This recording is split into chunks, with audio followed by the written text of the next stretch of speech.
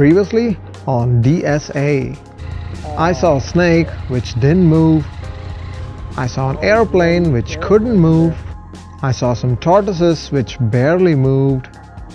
In Panama, I was forced to move slow. Then there were ships through the canal which were also forced to move slow.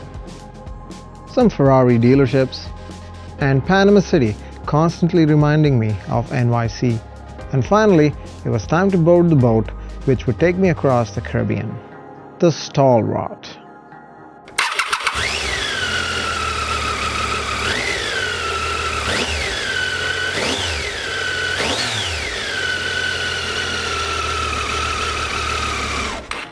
The Stahlratte. It was built in the Netherlands in 1903 as a fishing vessel. It would remain a fishing vessel for about 80 years, after which its new German owners took it on varied adventures. It started its world circumnavigation in 2004, ended up in Panama, Colombia in about 2005, halted their circumnavigation plan, and has been on tours around the Caribbean since. The lineup of bikes looked pretty amazing and had a varied spectrum of adventure bikes.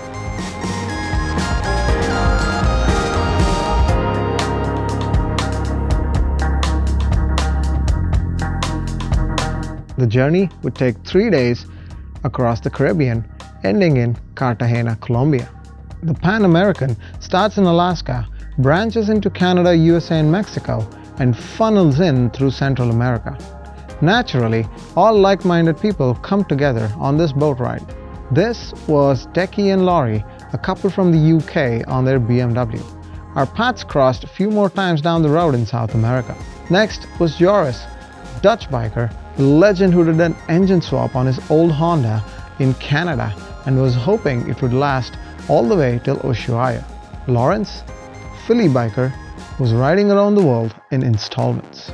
Sparta and Sebastian, Canadian couple who had plans of spending a full year in South America on their Suzuki DRs. Lastly, there was Hannah and Jasper, the Belgian couple who were riding late 80s Africa Twins. Sadly, I do not have their picture. Anyway, first day, it would take us through Sandblast Islands. Sandblast Islands is a group of 365 islands off the east coast of Panama and home to indigenous Kuna people. We spent the night on one of the islands and did some exploring around. We found out that the island we were on had a frickin' airstrip and tourists fly in to visit the Sandblast Islands. I wish I had that kind of money. They also had an immigration office for those fancy folk who would fly in.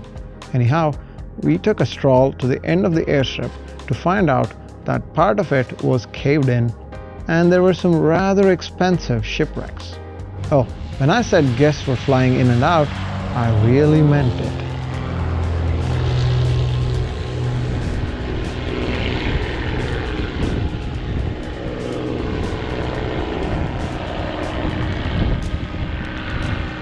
It is understandable though why they would spend thousands to fly here, because this place is spectacular.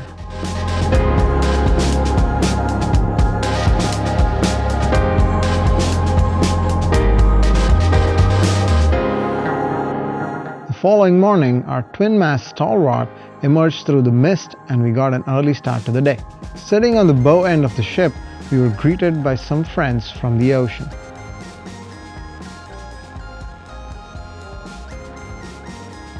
Now that was pretty cool. On the stern end was the name of the boat. Here's the tour of the captain's cabin. Interesting thing is, this app is running on Windows XP, and that's the navigation. The red pointy thing is where we're going. The blue blobs are water under 10 meters. And the green blobs are islands, so you basically want to avoid that. The upper deck was the place to chill, also where our food was served.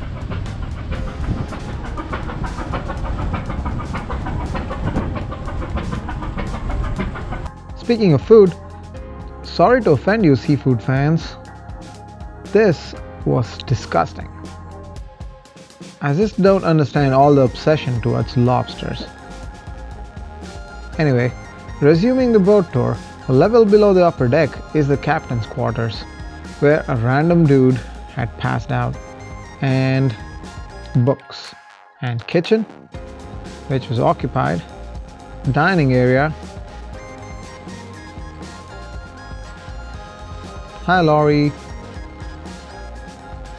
Descending another level below takes us to the passenger quarters, aka where we slept.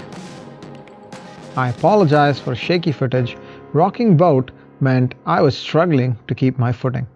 This basically is where myself and other travelers slept overnight, or during the day, depending on how seasick you felt. If you were wondering where our bikes were stored, here they were.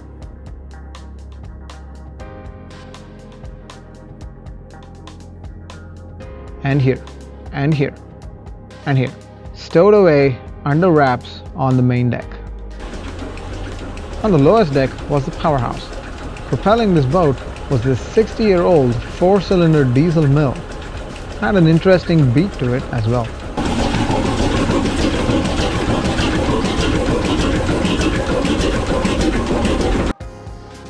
Sandblast Islands truly gave us the famed Caribbean experience. Blue waters, sandy beaches, slant coconut trees, and best of all, nobody to bother you.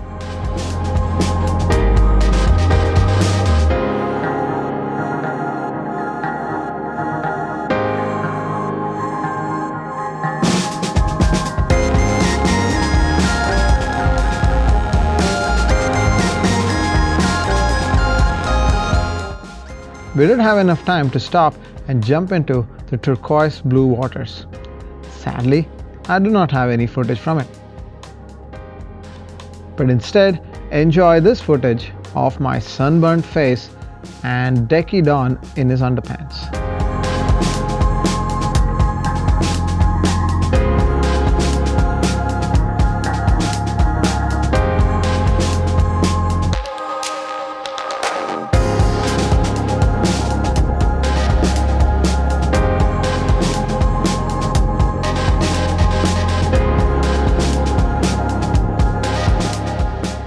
So, a couple of days and a lot of seasick hours later, we could see the landmass of South America in the distance. Before we knew it, we were arriving on the port of Cartagena, Colombia. I did not expect Cartagena to be Miami-like. Narcos on Netflix portrayed Colombia to be very different. Anyway, the rusting hefty mass of cast iron, also known as anchor, was dropped into the bay waters, which stalled the Stahlratte. Haha. It would be my first time in the continent of South America. Naturally, I was elated. The gang got together one last time on board before we could get off. We were also looking forward to a good night's sleep where the boat was not rocking like a damn pendulum. The following morning, before a customs door opened, I had a few minutes to get my drone going.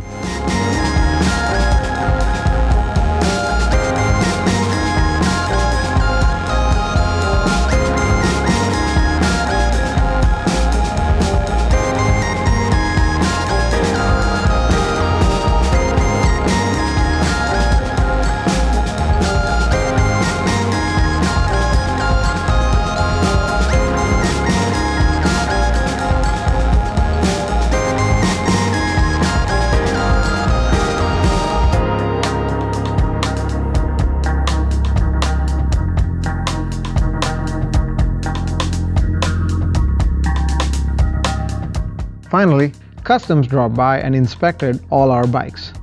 And then the bikes were loaded off the boat, one after the other. The experience on the Stahlratte was amazing. It was an adventure within an adventure.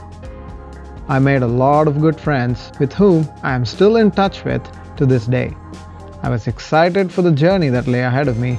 My Tiger touched the land of South America for the first time. As I pushed it away to safety, in my head I was thinking I had a whole new continent ahead of me to explore. Which is why this would be the best time to end episode 12. In my next episode, you'll see how Colombians treat us and how overly friendly people are in this part of the world.